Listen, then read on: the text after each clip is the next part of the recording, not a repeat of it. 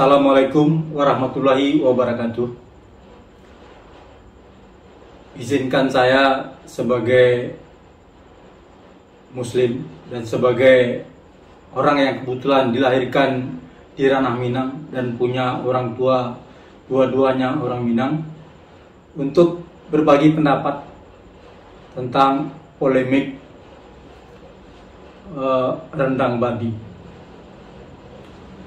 Saya sedikit heran ya dengan kejadian yang begitu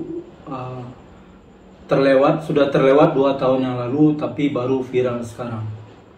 Sepertinya hal-hal yang berbau identitas atau hal-hal yang berbau intoleran itu sangat cepat viral dan laris di negeri ini.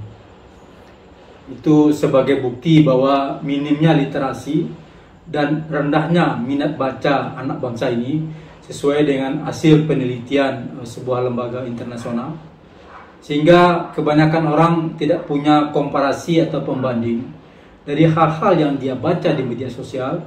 Dia langsung telan mentah-mentah dan langsung sebarkan sehingga menjadi viral. Nah, bicara tentang rendang babi, yang pertama prinsipnya adalah Islam itu adalah rahmatan lil alamin. Artinya Islam itu membawa rahmat atau membawa manfaat buat alam semesta.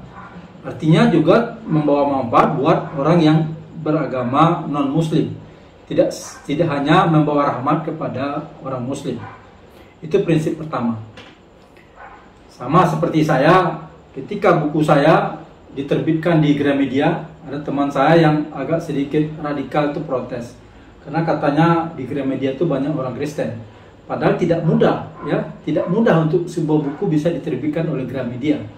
Saya bilang buang saja saran Anda jauh-jauh. Saya yang paling penting buat saya adalah saya bisa berkarya, saya bisa berbuat yang bermanfaat buat bangsa ini dan buat alam semesta.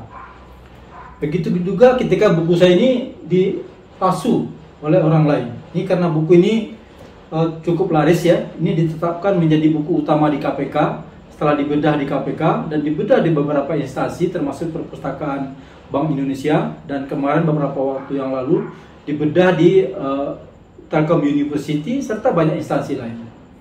Tapi bagi saya tidak masalah. Karya saya mau dibaca orang, mau dipakai orang, karena yang paling penting buat saya adalah manfaatnya. Lalu prinsip kedua yang perlu dipahami adalah bahwa rendang itu adalah produk.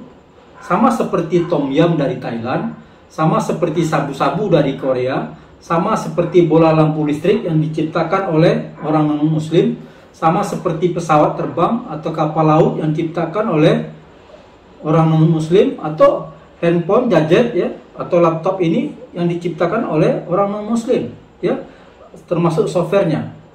Nah, kalau seandainya rendang itu dilarang digunakan oleh orang non-muslim, ya, taruhlah digunakan dengan merendang daging babi, coba dibalik.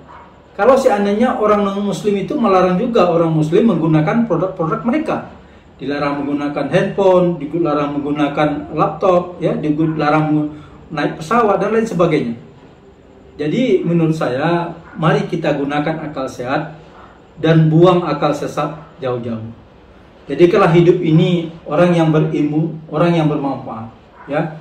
Jangan menggunakan hal-hal yang sifatnya buruk untuk kepentingan pribadi, untuk kepentingan viral dan lain sebagainya. Karena bagaimanapun kelak yang akan kita bawa ke akhirat sana adalah amal pahala dari ketaatan kita serta amal pahala dari perbuatan yang bermanfaat kita. Karena kita tahu ada 3 hal dan tidak terputus ketika seorang sudah meninggal dunia. Itu doa anak yang saleh, ya, amal sedekah jariah, dan amal dari ilmu yang bermanfaat. Sehingga mari kita sebarkan hal-hal yang bermanfaat buat orang lain. Mudah-mudahan kita mendapat manfaatnya juga. Mudah-mudahan kita mendapat pahalanya juga. Demikian pendapat pribadi saya, ya. Mohon maaf jika ada yang tidak sependapat dengan saya. Silahkan Anda gunakan pendapat Anda sendiri, tidak usah mendebatnya. Saya gunakan pendapat saya dengan dalil-dalil yang saya kemukakan. Terima kasih. Wassalamualaikum warahmatullahi wabarakatuh.